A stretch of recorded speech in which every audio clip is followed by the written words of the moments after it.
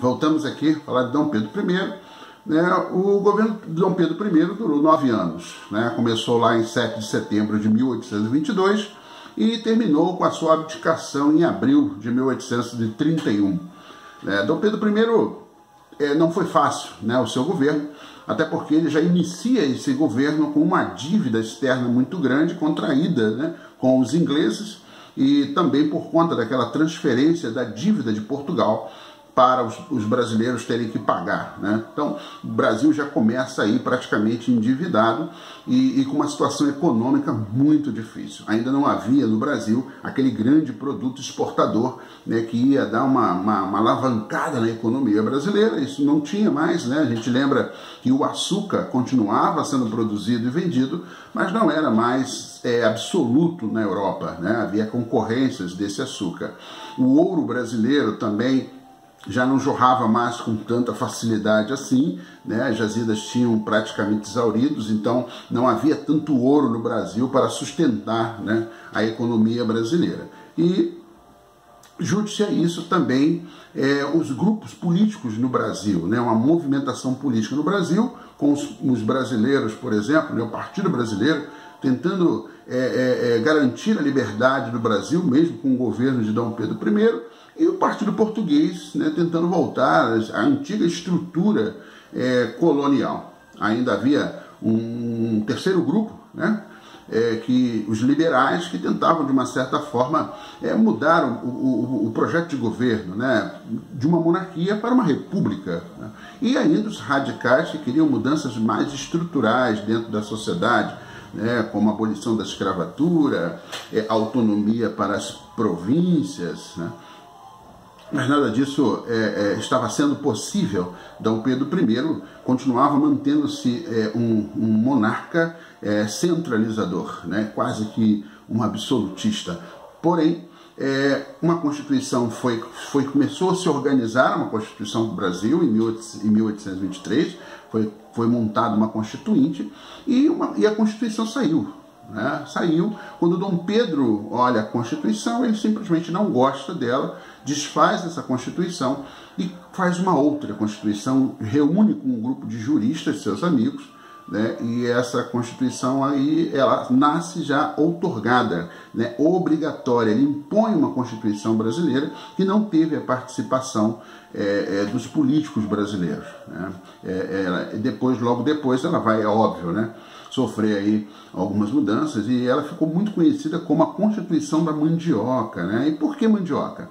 Porque é óbvio que os brasileiros que fizeram essa Constituição tinham por objetivo acabar com a influência dos portugueses no Brasil. E os portugueses no Brasil não eram donos de terras, eles eram comerciantes. E os donos de terras aqui no Brasil, eles plantavam mandioca, plantavam aipim. Para que plantavam aipim? Para alimentar seus escravos. Então não bastava só alguém ter uma terra, porque os portugueses poderiam comprar terras no Brasil e de repente concorrer a cargos políticos. Não, precisavam ter terra, plantar mandioca, ter escravo e produzir. E isso, é óbvio, acabava por sua vez evitando que os portugueses participassem da política. Porém, Dom Pedro I vai criar uma Constituição e ele vai obrigar a sociedade a aceitar essa Constituição. Por isso que a gente chama de outorgada.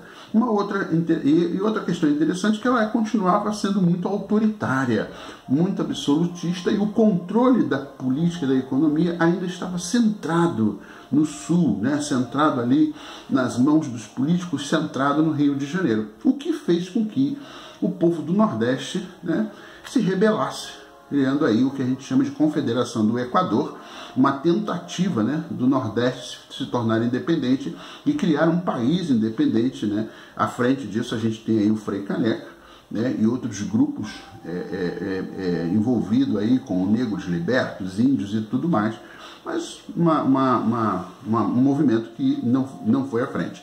Mas logo depois a gente tem Dom Pedro I promovendo uma guerra contra o Uruguai, numa tentativa de anexar o território uruguaio ao Brasil, o que também não deu certo. Aí já visto que o Uruguai hoje é um país independente, e se gastou muito dinheiro, um dinheiro que não tinha, o que deixou mais ainda a população brasileira, e a elite nacional também muito aborrecida com Dom Pedro I. Numa tentativa de Dom Pedro I tentar amenizar isso, ele saiu para o Brasil, né? Fez aquilo que todo político gosta de fazer, apertar a mão, falar com pessoas, né? E quando chega no Rio de Janeiro, ele é recebido com um show de garrafas, né? As pessoas começam a jogar garrafas nele e que ficou conhecido como a Noite das Garrafadas. Então Pedro I começou a perceber que não tinha mais jeito, né? O que vai acontecer é que ele vai acabar abdicando do trono. É óbvio que um outro argumento foi proteger, né, a monarquia, proteger o seu governo em Portugal, que o Dom Miguel, seu irmão, tomou da mão de sua filha, Maria da Glória, e ele queria voltar para lá para trazer de volta, né, ou manter o trono nas mãos dele. Mas a verdade é que ele não tinha mais como governar no Rio de Janeiro, até porque a sua vida pessoal também ela estava muito mal falada dentro da sociedade brasileira, dentro da elite brasileira. Então ele abdica do trono, vai embora e deixa o governo na mão do seu filho Dom Pedro II, que só tinha 5 anos de idade. 5 anos de idade, não poderia governar, porque a Constituição de 1824 dizia que o governo era hereditário, beleza? Porém, só poderia governar com maioridade. E o menino ainda não tinha. Então a gente entra aí num período chamado período regencial, que a gente fala num próximo vídeo. Um abraço.